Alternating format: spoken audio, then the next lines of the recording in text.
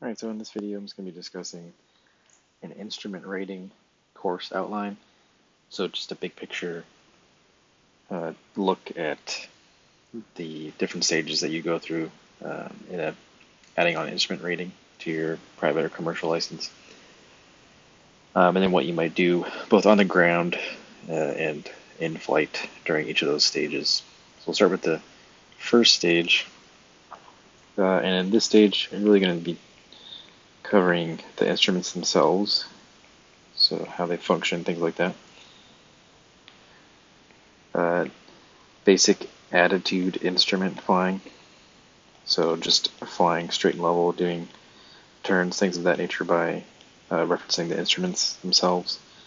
Then have introduction to the navigational aids that you'll really become reliant upon for instrument flying. So that's the overall topics really you'll be covering during this stage. So you start with a ground lesson. Let's actually do green for ground. So ground, covering the flight instruments.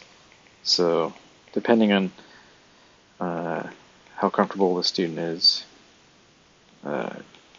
coming into the lesson, depends on how long this could be, half hour up to a couple hours. There's always something to learn about the instruments.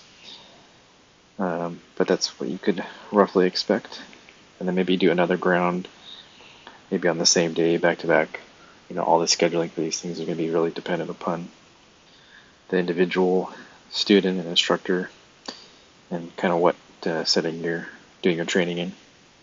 But next ground, I want to take a look at basic attitude instrument flying. So just the concepts of going back and forth, introducing your how to make adjustments to the flight controls, and then what you expect to happen to the aircraft and how that's going to be indicated on the instruments. Kind of what you'd be covering in that lesson. So then you might do a flight at this period or at this point. Let's move that up there. And now you're going to hit pre-flight, kind of specific things. Focus on instrument flight, items on the aircraft you really want to check, double check, or items that are necessary for instrument flight, and then make sure that they're on the aircraft, and kind of just strengthen your comfort level from your previous flight certificates. So pre-flight, do the instrument check, and this on this flight you start to cover the concept of scan, like your instrument scan, what you're checking as you go from altimeter to airspeed, vertical speed indicator, things like that, and then practice those basic attitude instrument flight skills. Next, might do another flight. This one, you're going to be building on all the previous flights and ground knowledge, of course, but new topics will be constant rate climbs and descents. So back to things that you did for maybe your private pilot certificate, and now just doing them solely by reference to the instruments. Steep turns, and maybe climbing and descending turns.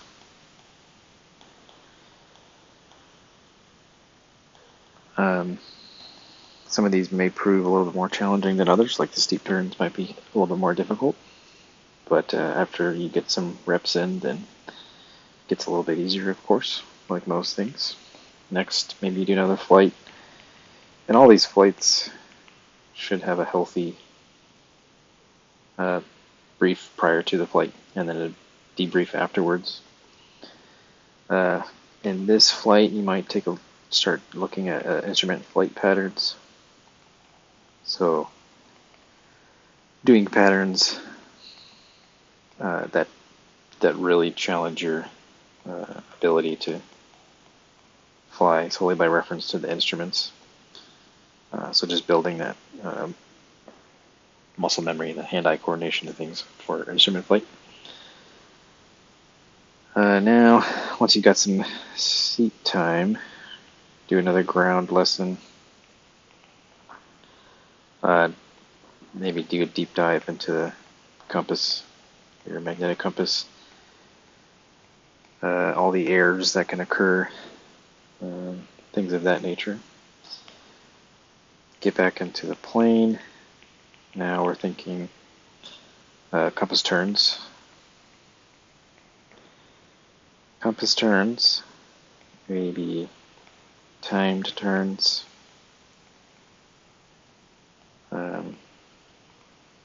How to do them, how to adjust for them. And then we'll talk about or introduce partial panel flying at this point. So we'll imagine we've lost some instrument system and how that's going to present to us in the cockpit while we're looking at instruments, and then how we're going to react to that, how we're going to safely fly the aircraft. Do another flight. Now we're going to do unusual attitudes. And we'll do these with both a full instrument panel and then a partial panel. And then practice the recovery from unusual attitudes. Now we'll start getting into some of our nav aids. We'll go into the VOR, discuss its function. And really should have been introduced this during your private pilot training, but if it's been a while, or if you feel like you maybe glossed over it a little bit, then now's the time to really get comfortable with understanding how it works and then how to utilize it. Then we'll do a ground dedicated to just GPS. And then, as you might imagine, do a flight where we demonstrate the GPS capabilities and how we fly and utilize that system. And of course, that's aircraft dependent. It's going to be a little bit different in each, depending on your avionics equipment. But surprisingly, a lot of the skills you learn on even older units will translate to newer units. And so we do flight utilizing the GPS skills or developing those, and then we'll go back to the ground and maybe have a discussion of far aim topics that are kind of applicable to IFR. IFR flight, things you really want to be familiar with. Then we'll just go do another flight. We're just going to practice all those skills. And like I said, we're always building on, in each flight, we're going to be incorporating things learned in previous flights at the discretion of your instructor. But this flight will be specifically for bringing all that stuff together. And we'll do a kind of a ground flight stage check at this point. So then maybe your instructor, if you're like part 61, they might try to find another instructor, maybe a more experienced instructor ideally, to work with you and assess how you're doing and make sure you don't have any large gaps of knowledge at this point before moving into stage 2. Once you get stage 2 in this one, you're really going to be discussing like the IFR system as a whole, how we conduct IFR flights and do IFR flight plans, things of that nature. Your cross-country considerations and planning. So all the things that you go into planning for IFR flight. And then cross-country flights.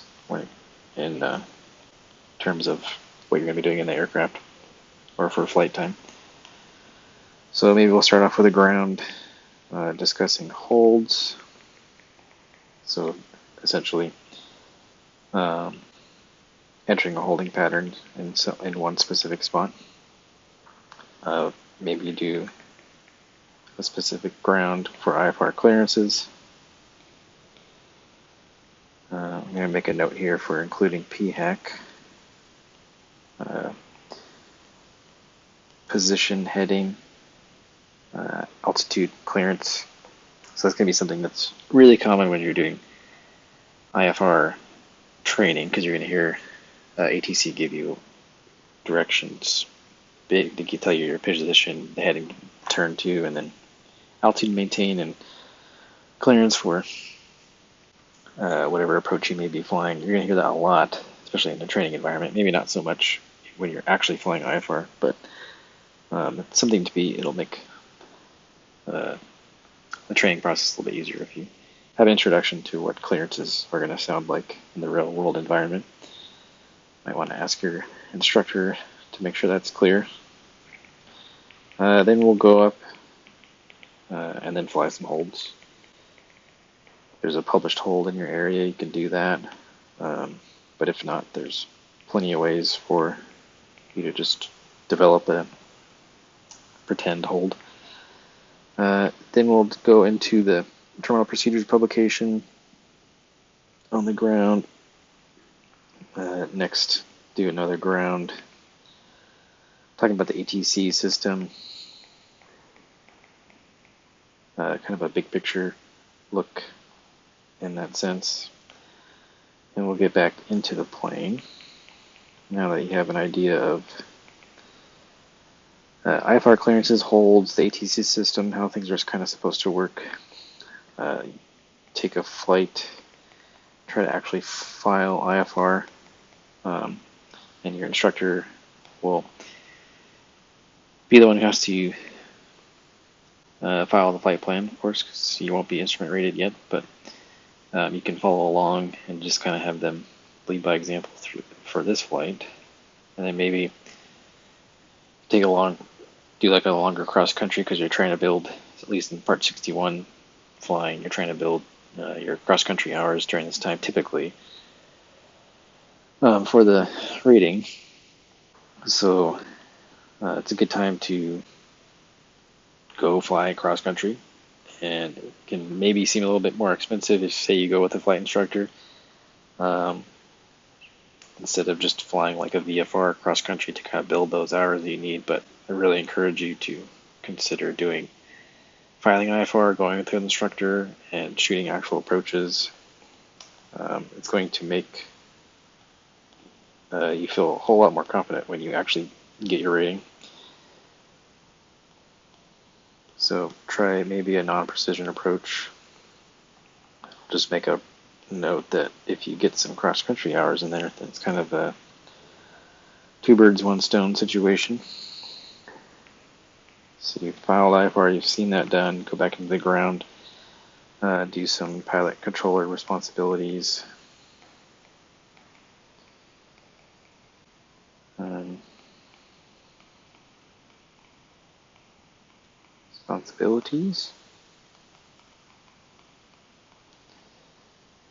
And then do another ground, diving into the ILS system. Now that we've seen that, we'll go do a flight, file IFR again, try and take the reins a little bit more from your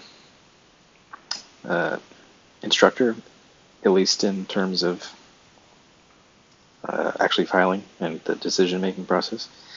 Slowly building that. And then you'll shoot a precision approach.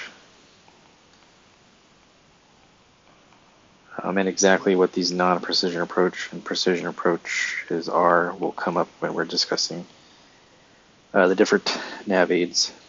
So don't worry if you don't know what that means yet. And then let's go and do another ground at this point, discussing distance measuring equipment.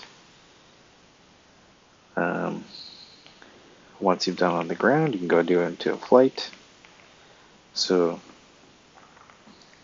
you might do DME arcs and circle to land procedures maybe at this point, so make sure you see them. That's CTL, circle to land procedures. We'll go back and do some more ground, kind of focused on weather, maybe icing conditions in particular, as we're doing sort of the cross-country phase of the training.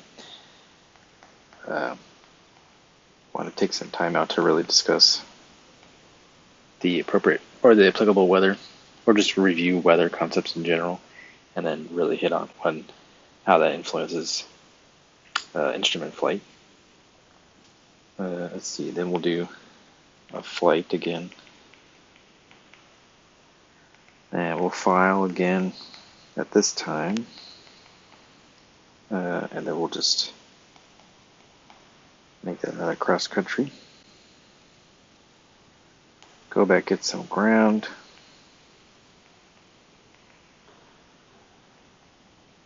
Discuss weather forecasts and reports.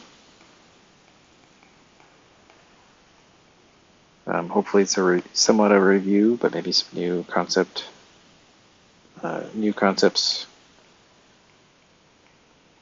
covered, and kind of gain a better understanding of everything. IFR en route publications and procedures.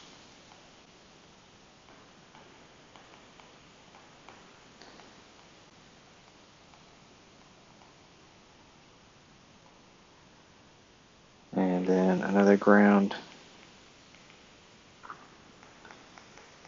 IFR cross-country flight planning.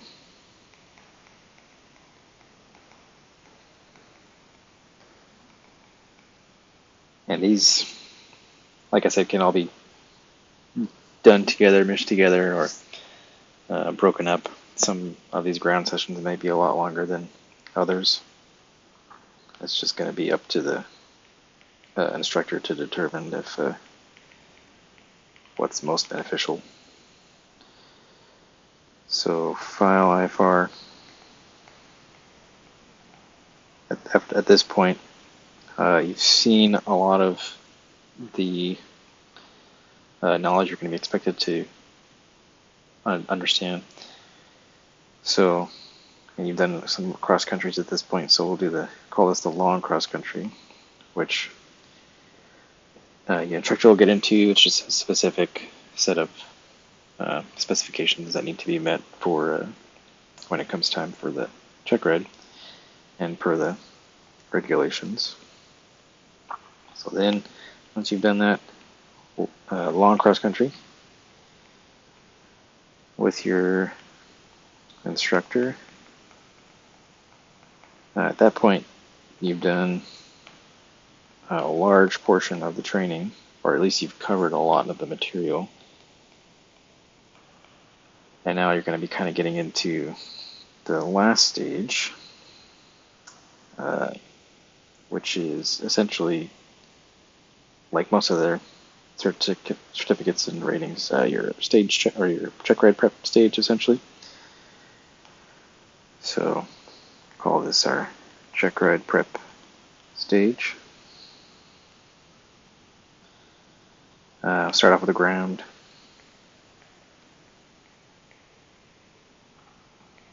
And it's just going to be prep for the knowledge test. If you haven't already accomplished that at this point,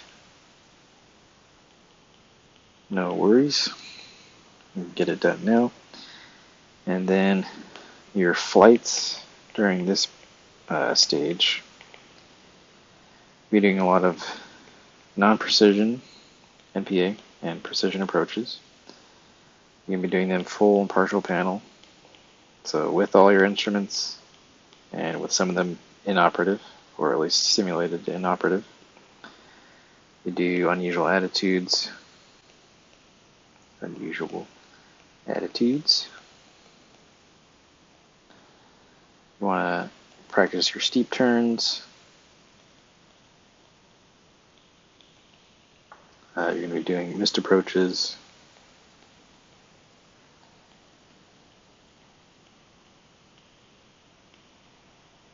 and circle to land procedures.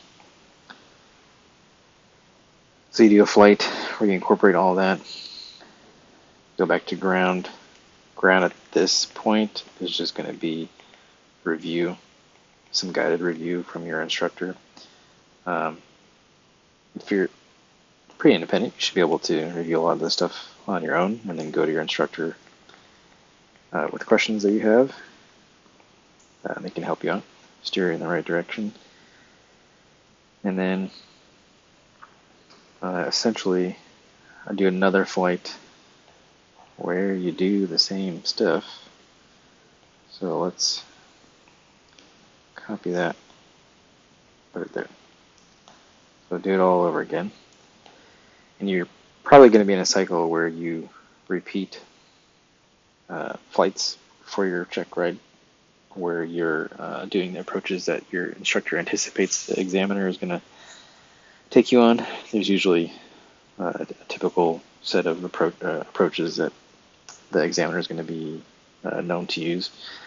So you want to be most familiar with those, but you should feel comfortable tackling any approach at this point. So, and then this is just a stage check. Once your primary instructor feels good, it'd be a good idea to have you go fly with another more experienced, like the other stage checks, and then just look for gaps in knowledge and make sure you're prepped for the check ride appropriately.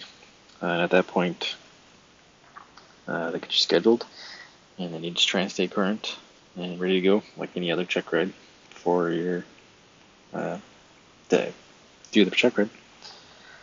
But yeah, so that's pretty much like a high level overview of the stages for your instrument rating. That's something like what it should look like. The stage 1, 2, and 3.